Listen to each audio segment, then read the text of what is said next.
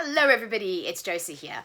I'm doing a two-book review again today. So the two books that I'm reviewing, the theme, I suppose, with these two books is they're both queer, kind of obviously, but also they both center around the ocean, and you know the ocean and the sea that really plays a big part in both of these books. So the two books I'm going to talk about is this gorgeous book over here. Sorry, that's very shiny. It is The Abyss Surrounds Us by Emily Strutsky. And then the other one is The Last True Poets of the Sea by Julia Drake. Sorry, I had to read that.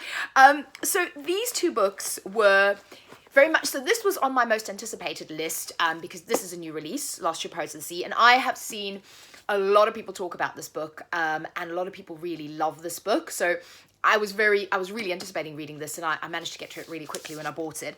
And then The Abyss Surrounds Us is one of those books that's kind of been hanging around in my periphery and on sort of my wish list for a long time. And I eventually was like, right, this is it, I'm buying it. And yeah, I loved it. Okay, so spoiler, I love both of these books. Let's start with this one. So Last True Poets of the Sea by Julia Drake. This book is a YA contemporary book. I would say it is a harder hitting YA contemporary book. So you have your main character, and I'm so sorry, I have forgotten what her name is. So Violet, okay. So you've got your main character, Violet, who is, in the beginning of the book, you learn that her brother has had various issues with an eating disorder, and he has tried to commit suicide. And it kind of opens up with her going to the hospital after her brother's suicide attempt. And you learn this sort of backstory of the fact that Violet is seen by her family as kind of going off the rails a little bit, like wild girl. And what her mother decides to do is to send her back to the small town, I think it's in Maine, where she grew up. It's a very sweet, like small harbour town. For sort of the holidays, for the summer, to go stay with her uncle, her brother's sister, what am I saying? Her mother's brother, so her uncle.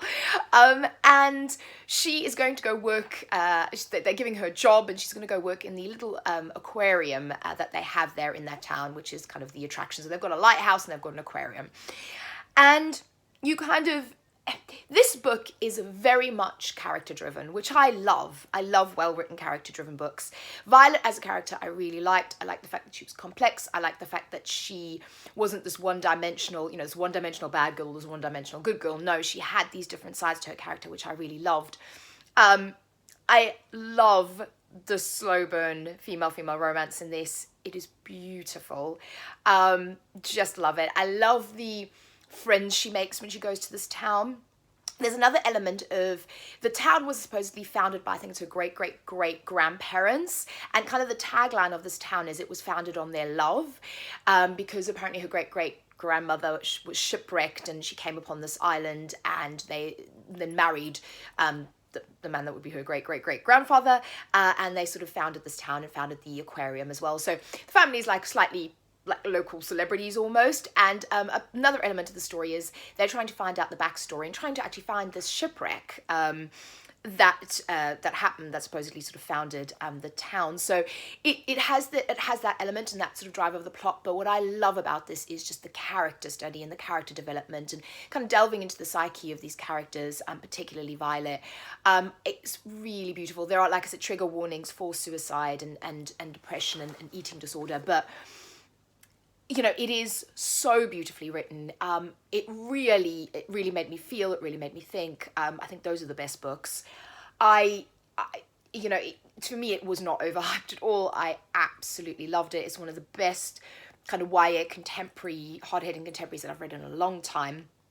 And I would put this up there with sort of Nina LaCour's books, who I really love. So Hold Still, We Are Okay, definitely that vein. Even the Jeff Setner book, The Serpent King, which I really love. If you love those kind of stories, I think you'll really love this as well.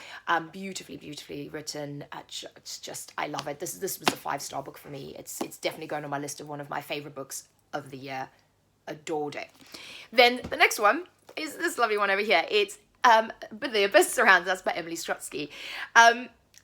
This, again, like I said, the link here is that they're both kind of ocean sea based. So This book is a YA kind of sci-fi fantasy book, and you have your main character, and again, I'm terrible, Cass, yeah, I was going to say Cassandra, so Cass, and she is so this is kind of dystopian, I would say it's sci-fi dystopian, because it's set in the future where what's happened is we haven't managed to prevent climate change, and the world has kind of been drowned almost, so there is a lot of water going on, and countries have split into smaller countries. That's kind of the setting for it. So I would actually call it dystopian because it's set in the future.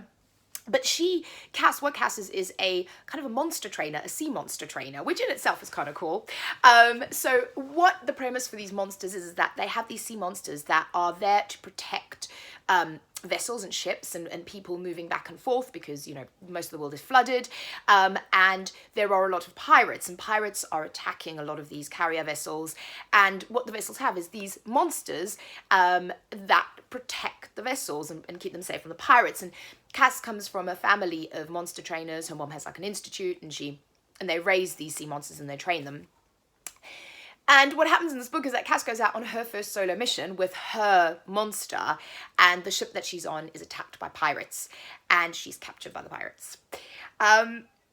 I just love this book. So I love Into the Drowning Deep, and that's another one that I'm going to reread this month. So I think if you love Into the Drowning Deep, you'll like this, but this is more YA. Into the Drowning Deep is adult, but I think you would like this.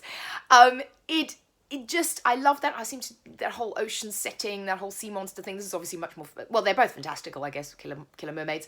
I love that. I love the fact that there's kind of the sciencey bits a little bit in it. So when she's training the sea monster, you kind of get these elements. Obviously they're made up because sea monsters aren't real, but I love that.